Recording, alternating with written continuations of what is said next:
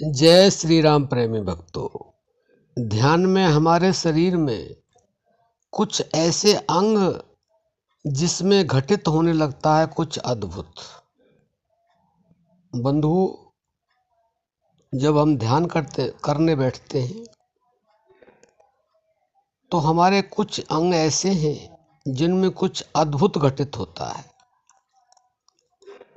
जिनको पूरी तरह बताया नहीं जा सकता है, थोड़ा बहुत इशारा किया जा सकता है। और ऐसी बात नहीं है कि आप नहीं समझ सकते।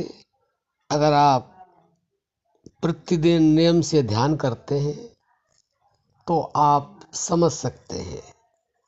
लेकिन यह जो नए साधक हैं, जो ध्यान नहीं करते हैं, जिन पर भगवान की कृपा नहीं है, वह ध्यान नहीं कर पाते हैं। और जिन पर भगवान की कृपा होती है वही ध्यान कर पाते हैं। पहले जप होता है, फिर अजपा होता है, फिर आनंद होता है, फिर ध्यान होता है। तो बंधुओं, ध्यान जो करते हैं वह उच्च श्रेणी के साधक होते हैं। हमारे संतों ने जो भी प्राप्त किया ध्यान के द्वारा ही किया। लेकिन आज का प्रश्न यह है कि कुछ ऐसे अंग हैं जिनमें कुछ अद्भुत घटित होता है। वह कौन से अंग हैं और उनमें क्या क्या घटित होता है जो अद्भुत होता है, वह ये हमारे संतों ने लिखा है और ये समझाने का, बताने का प्रयास किया जा रहा है।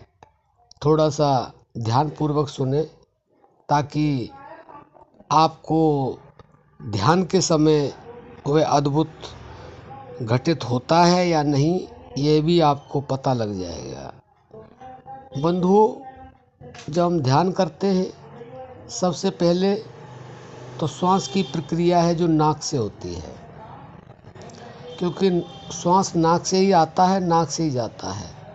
तो उस समय कुछ अद्भुत नाक से घटित होता है कि किस तीव्रता से श्वास आ रहा है, जा रहा है, कितना श्वास आ रहा है, जा रहा है, कितना रुक रहा है, या उसकी तीव्रता बढ़ी है या घटी है। तो यह कुछ अद्भुत अनुभव होता है। इसको अद्भुत कहा जा सकता है। जो ध्यान की पराकाष्ठा में होते हैं, जो पूरे ध्यान की स्थिति को समझते हैं, वही इस चीज़ को समझ सकते हैं कि हमारे श्वास के अंदर नाक से जो श्वास आ रहा है उसमें क्या घट रहा है। इसको जो थोड़े समय से ध्यान कर रहे हैं वह नहीं समझ पाते हैं। तो पहले तो यह हमारी श्वासों के अंदर घटित होता है नाक के द्वारा। दूसरा, हमारी आँखों के द्वारा। जब हम ध्यान करते हैं आँखें बंद होती हैं, ये सभी जानते हैं। और वास्तव में ध्यान आँख बंद करके ही करना चाहिए, क्योंकि आँख खोल करके ध्यान करेंगे तो हमें कुछ नज़र आएगा, और नज़र आते ही हमारा ध्यान वहीं जाएगा जहाँ हमारी आँख देख रही है। तो बंधुओं, जब आँख बंद करके हम ध्यान कर रहे होते हैं तो हमें कुछ अद्भुत घटित होता है। उसमें कुछ तरह तरह के प्रकाश दिखाई देते हैं। और जब लगातार निरंतरता से अभ्यास होता है तो हमें उस परमात्मा की छवि भी नज़र आने लगती है, जिसको ज्योति स्वरूप निरंजन बोलते हैं। जिसको कहा गया है कि ज्योत से ज्योत जलाते चलो और प्रेम की गंगा बहाते चलो। तो बंधुओं, बहुत साधकों को जो ध्यान करते हैं उनको ज्योति का दर्शन भी होता है। यह भी ये अद्भुत होता है। यह जो उसका ध्यान करते समय अपनी बंद आँखों से देखते हैं, यह वही अनुभव कर सकते हैं। ऐसे ही हमारे जीव के द्वारा है। जब हम ध्यान करते हैं और ध्यान करते समय खेचरी मुद्रा लगा लेते हैं तो हमें वह प्राप्त होता है। जीव लगाने से, खेचरी मुद्रा लगाने से वह आनंद की स्थिति जिसको बताया नहीं जा सकता है, और जो ध्यान करते समय खेचरी मुद्रा लगा करके ध्यान करते हैं वह स्वयं में ही उसका अनुभव होता है। वह बिल्कुल अद्भुत होता है।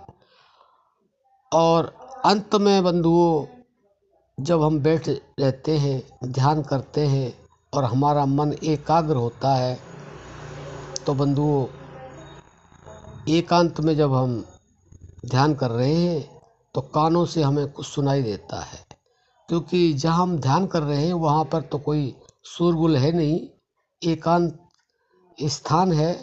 तो कानों से अंदर से कुछ आवाज़ें आती हैं जो प्राकृतिक होती हैं।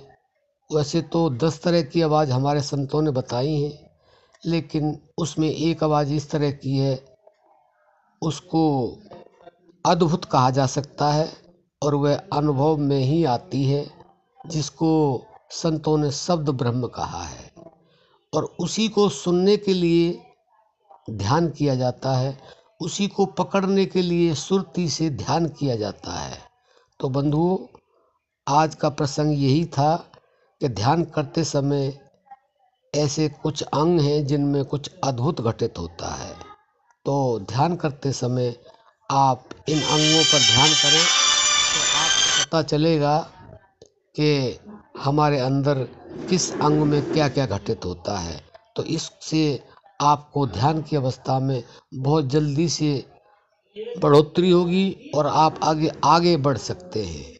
आशा करते हैं आप समझ गए होंगे और आप इसको समझ करके अपने जीवन में उतारेंगे और अपनी साधना को, अपनी ध्यान की अवस्था को सर्वोत्तम स्थिति तक पहुंचाएंगे। अब हम अपनी वाणी को विराम देते हैं। जय श्री राम।